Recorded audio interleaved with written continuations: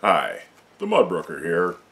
Today I'm going to be making some bread using a recipe that I adapted from a reprint of the 1893 Majestic Range Catalog and Cookbook. This is printed by Applewood Books, and if you go ahead and Google them and look at their website, they have tons of things like this. Reprints of cookbooks from the 1700s, 1800s, early 1900s, catalogs of farm equipment, all kinds of kind of historical type things. And it's really interesting. That's pretty good stuff in there. But anyway, I'm going to make some bread using one of their recipes. It's not going to be entirely 100% historically accurate for reasons that we'll get into as we go. But I promised the needy homesteader that I would show they have, their reprints of the pages in here, and I would show some of the stoves and things that they have in the catalog. This one here is their most basic model. It's a little bit smaller than the stove I have here, and I'll show you a little bit more of that once we start baking on the stove. It's a bit smaller than my stove, and get my glasses here. It doesn't have a water heater or a reservoir on it. It's really basic, just has a shelf instead of warming ovens on top. But the top cooking surface is 29 by 30 inches, 4 8-inch lids, a key plate, which is basically kind of a half-width filler plate on the end. Where was I here? Key plate. The oven is 15 inches wide, 21 inches deep, 13 inches high. It has a mantel shelf, a large lower warming oven, bailed ash pan, heavy diagonal grates and fire linings, a protecting bar, gravity door handle, and a towel rod. Made almost entirely of malleable iron and wrought steel. It's a charming range and will do all the cooking to perfection for 4 to 6 persons. And the price is $40. Now that's their most basic one. Let me skip ahead up to one of their big super jumbo hotel models. And the grates that came with that, you could use either wood or soft coal. If you wanted to burn hard anthracite coal, you would need a different set of grates. But we work all the way up to the number 59 Majestic range. You can see that.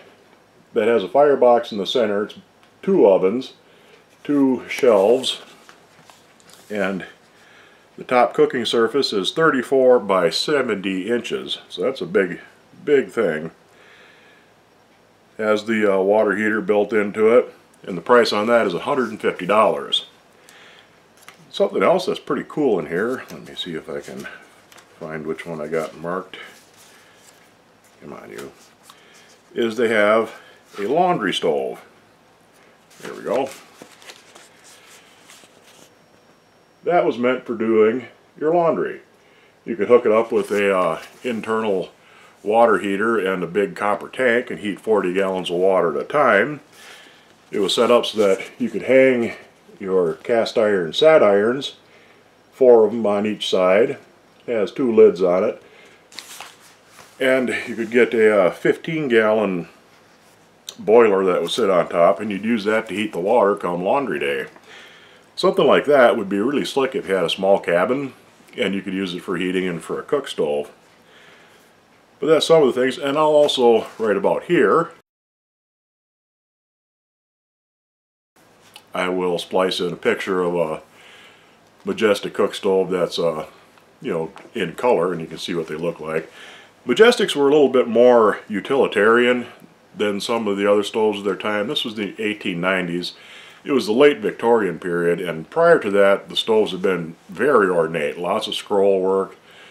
Even a plainer stove like the Majestic still has a lot of plating, a lot of trim work on it. But some of these stoves before that, from the 1870s, 1890s, were just unbelievably ornate. And they were proud of the fact that they were, a more simple, direct kind of stove. But anyway, I'm going to get to that bread. And they have a little introduction to the bread and a couple of different recipes and methods. Now, when you're dealing with old recipes, you're going to run into a few problems adapting them.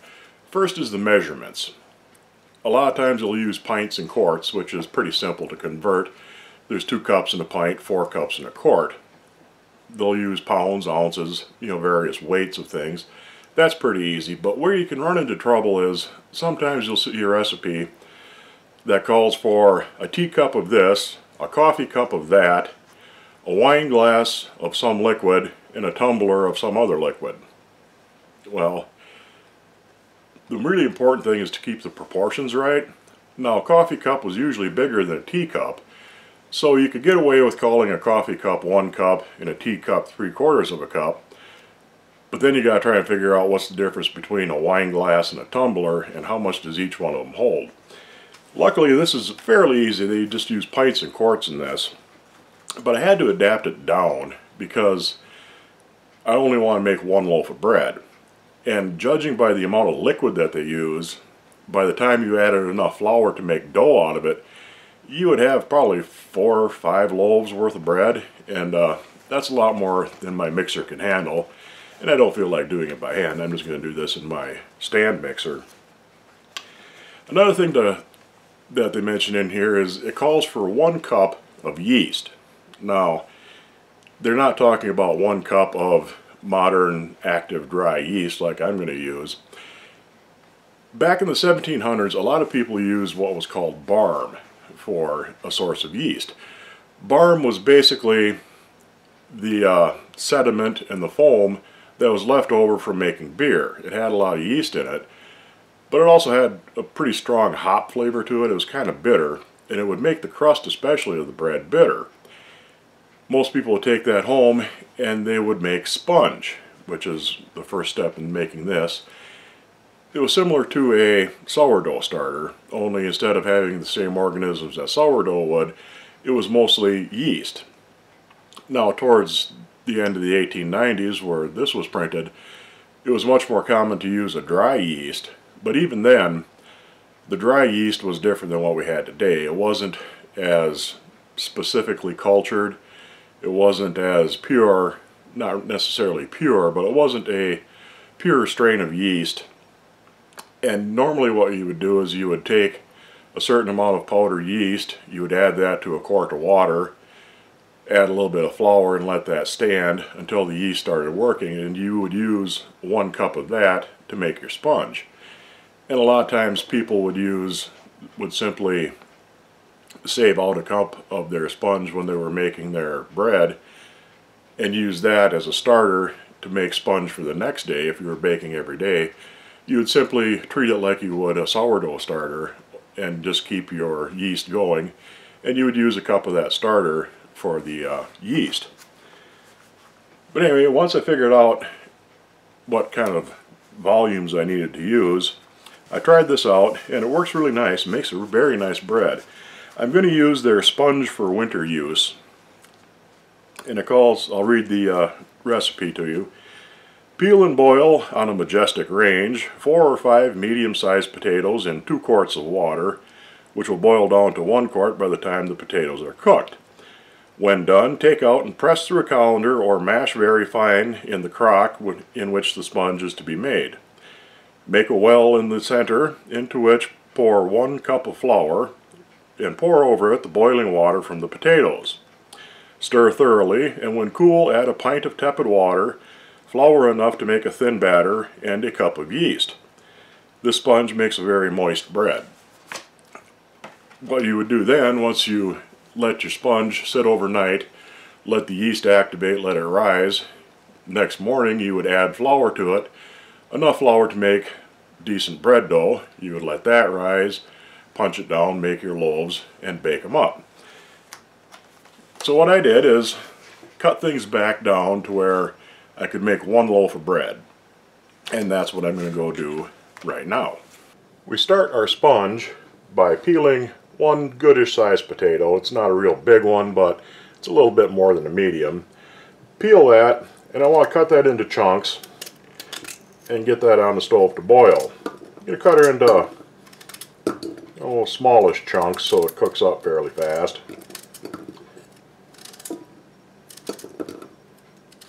Whoops, I lost that one. I'm I'm going to put 3 cups of water on it. Now a lot of this will boil away as it cooks, but I want to have enough water left so I have at least 1 cup of water after I've strained my potatoes. So I'll come over here, put that on the stove, crank it up, and once they're cooked, I'll be back and we'll carry on with the next. I've got my potatoes boiling just off camera. They're done. They're cooked nice and soft. I have a wire strainer, an extra bowl, and the bowl from my mixer, because I'm going to make my sponge and mix everything up right in the mixer bowl. I want to take my potatoes and strain them off, saving the water, because we're going to need a little bit of that later. I'll set that aside for the moment. Get this over here. Take a wooden spoon and mash those potatoes through the strainer.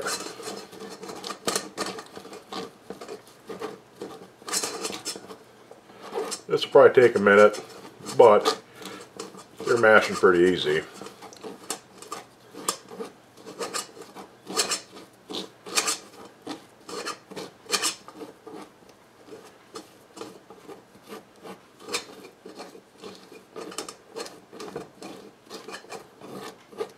Get them all forced through.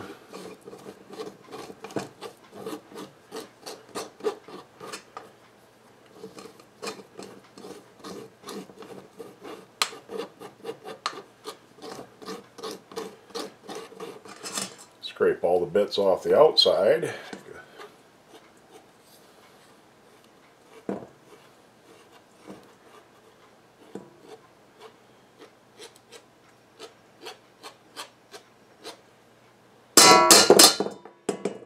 And make some noise. Alright, now make a little well in the middle of my potatoes. It's not much of a well because there's not a whole lot of potatoes in there. And we're going to add 1 cup of flour. There's a cup of flour. And I need 1 cup of the potato water. And give that a little stir just to get all the starchy bits kicked up.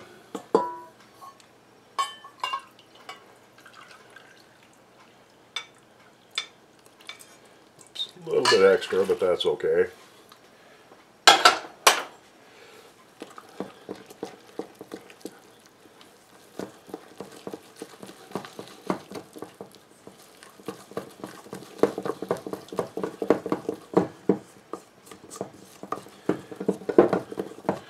And we'll get that all stirred up nice.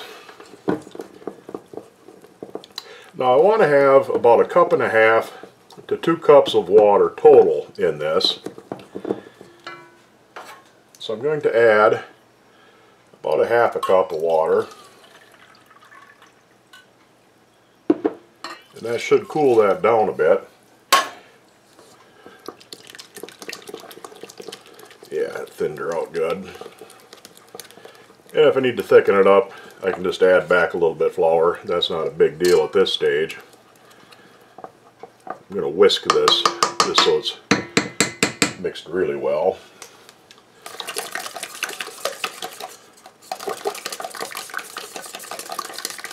But right now that looks pretty close to the consistency I want. I want it just a little bit thicker, I think.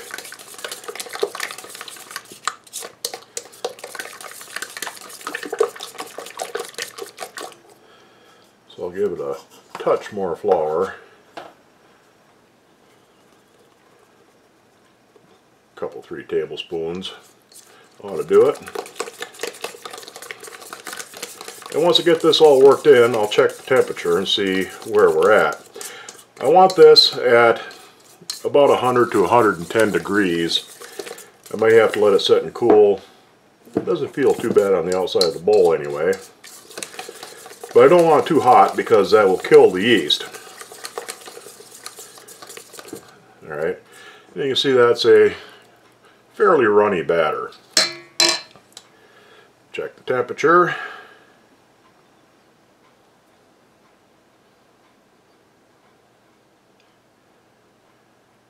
pretty good. A little bit warmish yet. It's about 115, which with the instant yeast I use, that's still okay. But I'll give it just a little bit more stir and that'll cool it off some more.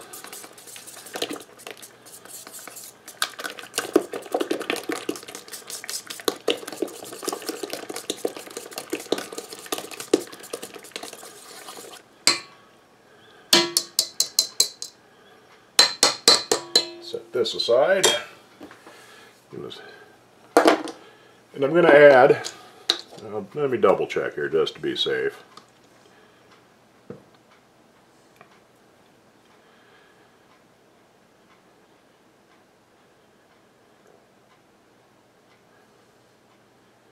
Yeah, that's okay.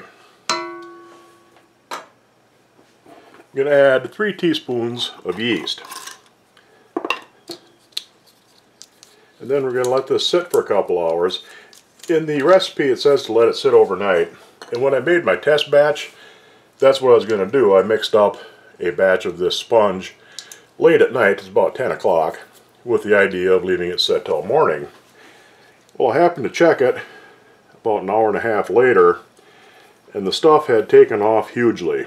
So I figured I had better get on it and get some bread baked out of it, so I had to make a loaf of bread in the middle of the night.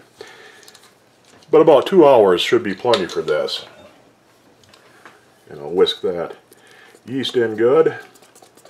Cover this with plastic, and I'll be back in a couple hours when it's time to go on with the next stage of bread baking. This has been sitting for a couple of hours, and as you can see, this has become pretty active. It's really foamy. Now the modern yeasts that we have today are a lot more concentrated, a lot more active than yeast was a century ago. So this really would have had to sit overnight back in the olden days, but nowadays a couple hours is great plenty. I'm ready to go to my next step where we actually make dough out of this.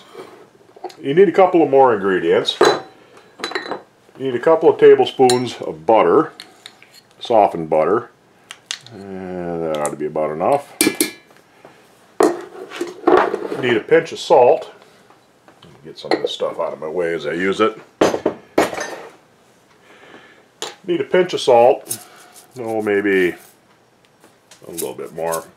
Maybe 3/4 of a teaspoon so. And it calls for a couple of tablespoons of sugar, but instead, if I can get this to open, why do I never open things before I start filming? Instead of using butter, or sugar rather, I'm going to use a couple of tablespoons worth of honey, because honey is good. Get that in there. And now I'm going to start adding flour and mixing it in. I know from experience with the amount of liquid I have, I'll need between 4 and 5 cups worth of flour. So I'm going to add, and I already have one in there, so I'm going to add a couple of cups right off the bat and stir that in. And we'll see what that does for us.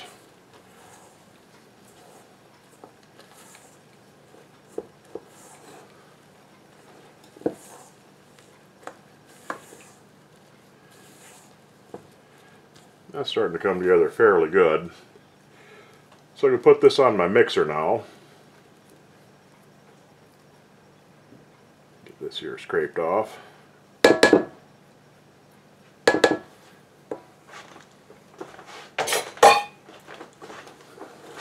Make sure you can see what I'm doing. I'm going to put this on my mixer and get it started to knead it together into a ball.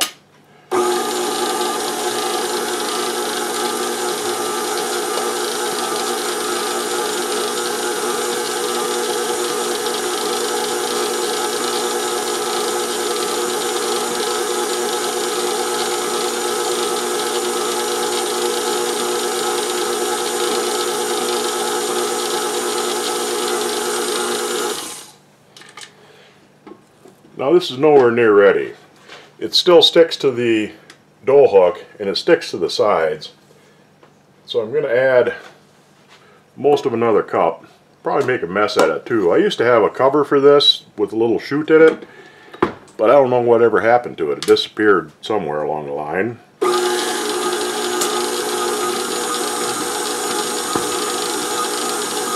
I'll try and cover a little bit with my hand so it doesn't throw too much flour around.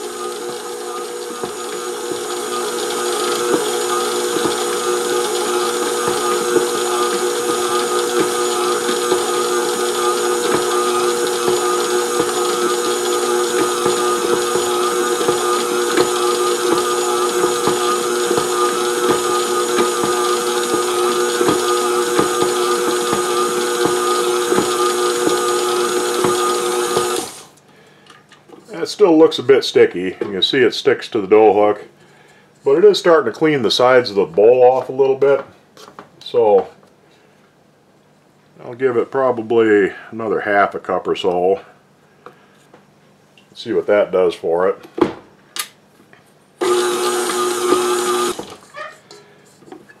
Pick it up. And we're still pretty sticky, but we're getting there.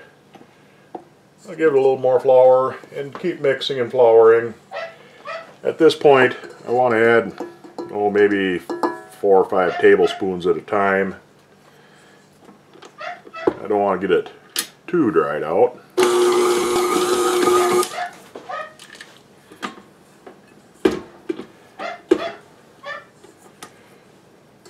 Getting closer and closer as we go. Getting a lot more dough-like, but it's still pretty sticky. I think one more add of flour will get us pretty close to where we need to be. I'll give her maybe a third of a cup this time. How much to add? It's kind of a matter of experience, but if you add it slowly and just keep working it in, you won't get too far out of line.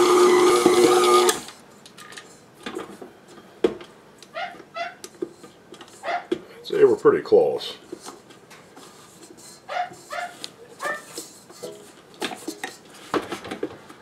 Still a little bit of flour on the bottom there that I didn't want to pick up.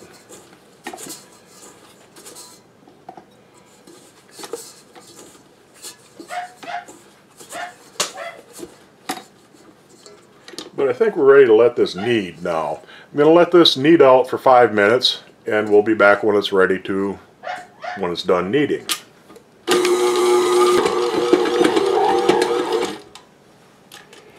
Okay, this has been kneading for 5-6 minutes.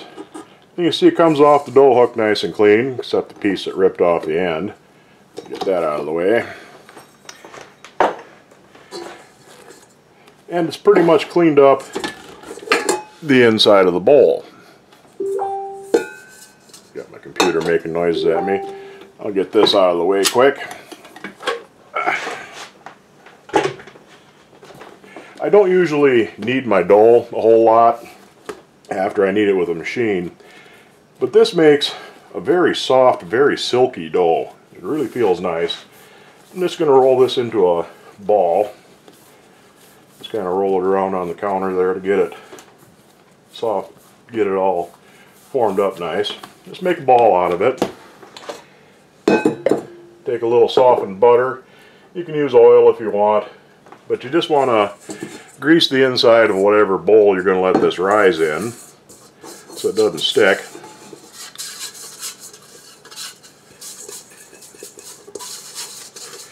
Now, this doesn't come entirely clean on the inside of the bowl because there was a lot of liquid in there to begin with, but there's no real dough stuck to it. This is more from the sponge.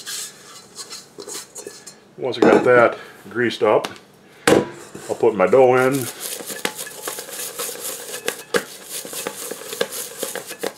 Flop it around a little bit to spread the butter around the inside of the bowl and to lightly butter the outside of the dough itself.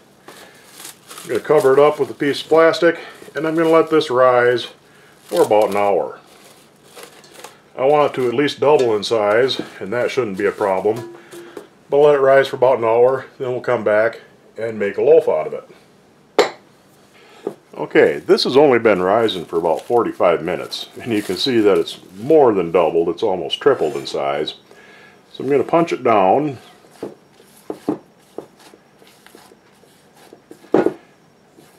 Get it out of there. Whoops. And form it into a loaf. I'm going to use my Pyrex baking pan for this, my Pyrex bread pan. And I got it all greased up and ready to go. And you just form this into a rough loaf. Put her in the pan, kind of press it down, stretch it out a little bit. I'm going to cover this up, let this rise until it starts to rise up again. You don't have to double it again, but this is pretty active stuff, really. So once this rises to above the top of the pan anyway, I'll throw it in the oven and we'll get things underway. Just cover it loosely, let her go, and I'll be back shortly. Alrighty, this only took about 10 minutes to rise. Get the plastic off of that. You can see she rolls up nice above the pan. I'm going to take her over to the stove. I got my fire going. The stove is all stabilized. I'll wander over to the stove here. Set this on top for just a second. Open her up. And in we go. I've been playing around with my grates. I flipped them over onto the other side, onto the wood side. Usually I use them on the coal side. The coal side has bigger slots and it's more open, and you get a hotter, faster fire burning wood. But I flipped them to the wood side, which is more solid, and you get a little more moderate fire. Hopefully I won't ruin my bread. You know, I might have to tent it over with a little aluminum foil to keep it from getting too brown on the outside before it's done through. But anyway, I got a nice steady fire going in there. The Majestic wood stoves were more square on top. The flue came out in front rather than in the back, and they kind of extended the cooking surface around it. This would be a couple sizes bigger than the smallest of the Majestic stoves, like the one I showed you in the catalog.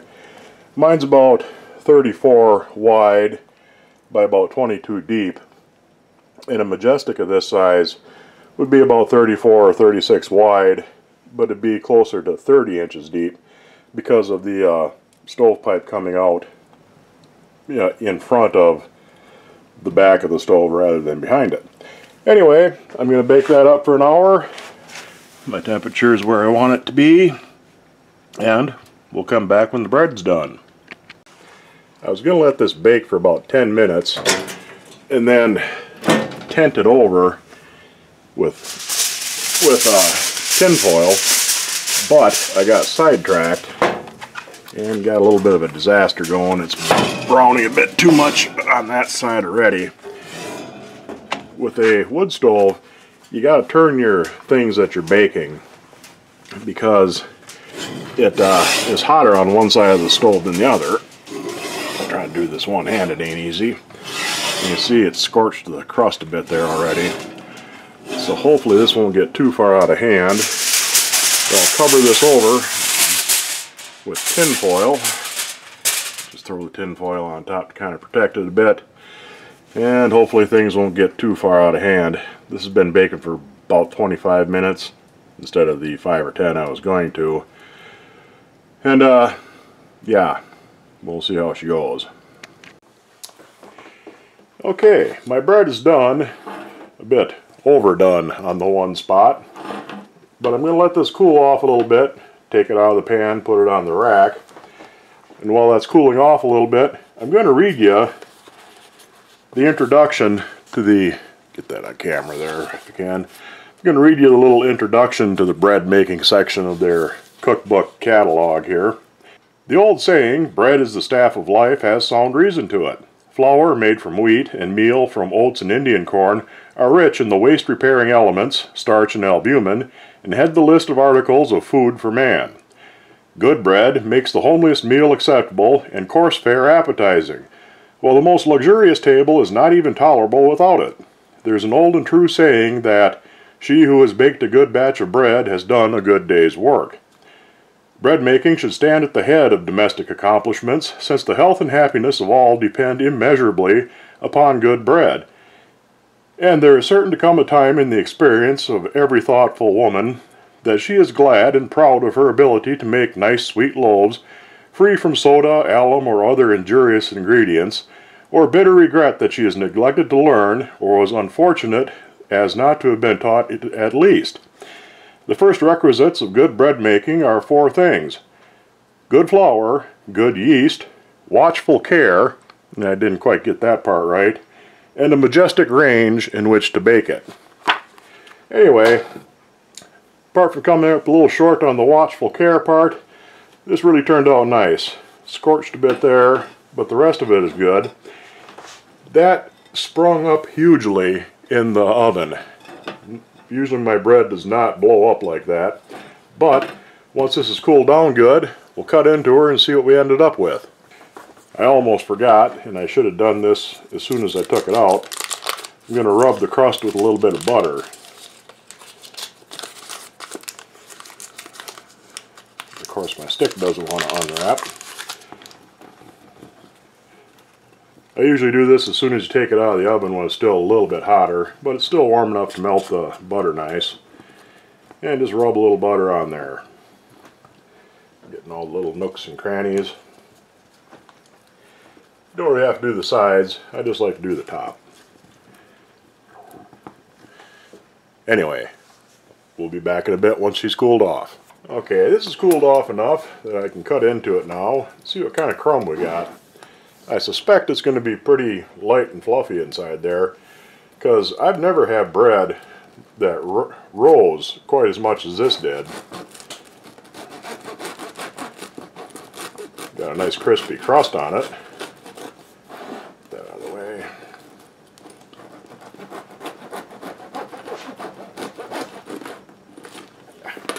There. That's not as holy as I thought it would be. I mean, that's actually got some pretty good structure to it. It's very soft, moist bread. And like I said, the dough had a real soft, silky feel to it. And I'm pretty sure that's because of the potato in it. And that's probably also why it rose so much too. But we'll give this a little butter.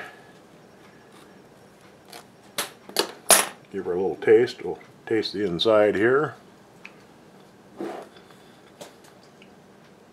Oh, that is really, really good. You can't quite taste the honey in there. If I'd have put a little bit more, it would have sweetened it more. But I didn't want it too sweet. But yeah, you definitely got to try some of this.